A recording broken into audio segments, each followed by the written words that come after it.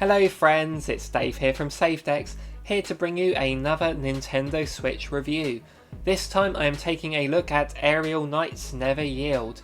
A review copy was provided, thank you to the publisher. This game releases today as this video uploads, the 19th of May 2021, and it's also available on the PC, PlayStations 4 and 5, Xbox One and Xbox Series X. But you all know me, I'm only going to be talking about the Nintendo Switch version here, like I usually do. If you want to see me talk about plenty more Switch games in the future, then there is a lovely red button below that says subscribe. We recently passed 800, which we are really happy about. Thank you so much to everyone that has done so. So if you want to join the party, then give it a click to not miss our future videos. So what exactly is Aerial Knights Never Yield? It is an auto-runner platformer taking place in a futuristic world described as a Tokyo-style Detroit. The story is told visually through cutscenes, although I didn't find it explained a whole lot to you. All I know is there are enemies that need outrunning, and that's all the motivation I need. Wally, your character, runs automatically, and you can perform 4 actions. The D-pad is displayed on the top left, indicating that's the preferred method, but you can also use the analog stick and face buttons too. I ended up using the D-pad, half of my time was with the Pro Controller docked, and the other half was playing handheld with a Joy-Con. So with those 4 input options you have 4 moves you can pull off. Pressing up will let you jump, left is to vault, which is essentially a lower jump to go through gaps, down is to slide under things, and right is to dash faster. As you run through the levels you'll encounter obstacles to pass, and given how fast paced a game like this can be, that can get tricky. Luckily the game has you covered here in 2 ways. Firstly, when you encounter an obstacle, the game will slow down, giving you a chance to prepare your next move. And secondly, and more importantly I think, each obstacle is colour coded.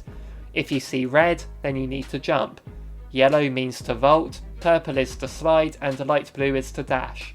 These colours really helped out, as sometimes there will be things on the ground that rise up as you approach, so you'll need to slide under.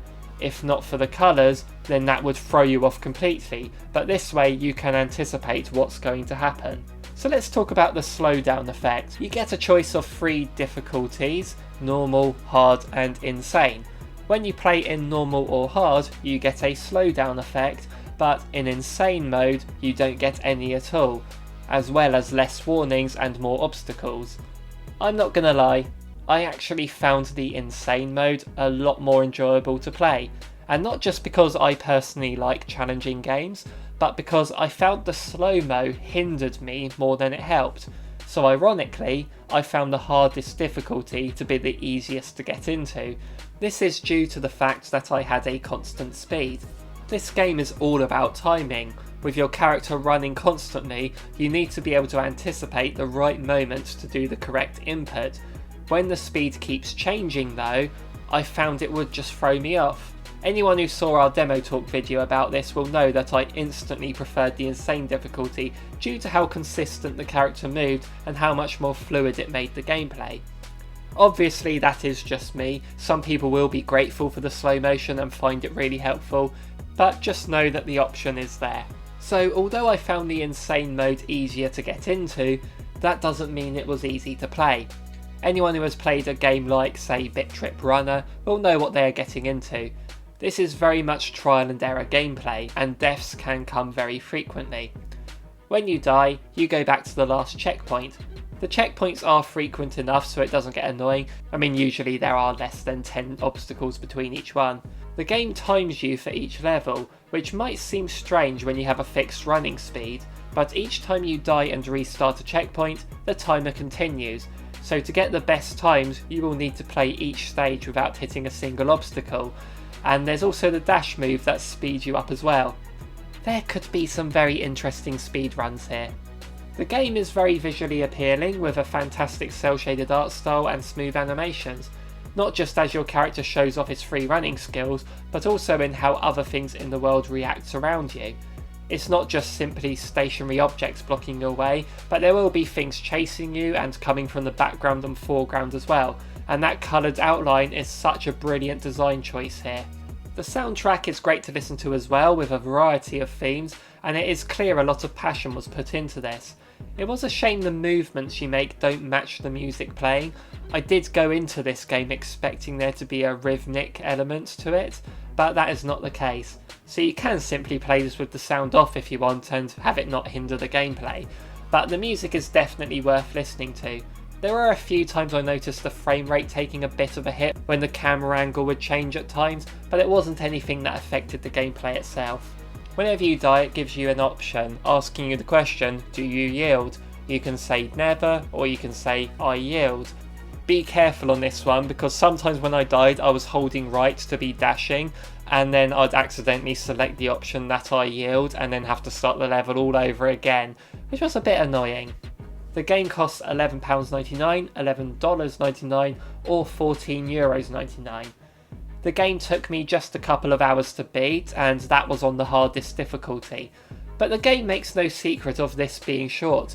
In fact, the description on the eShop highlights it as a feature, being the length of an action movie that you can beat in an afternoon, and it has replayability and getting the fastest times. There are also some coins you can find on the levels which will unlock a bonus stage, and there are also costumes to unlock as well. I personally don't know if I would play this again, but I did enjoy my time with it. If you don't enjoy auto runners, then there is nothing here for you, but if you do enjoy these types of games, then it is a really good one while it lasts. It's fun to play, looks and sounds amazing, and the frequent checkpoints kept me motivated and wanting just one more try.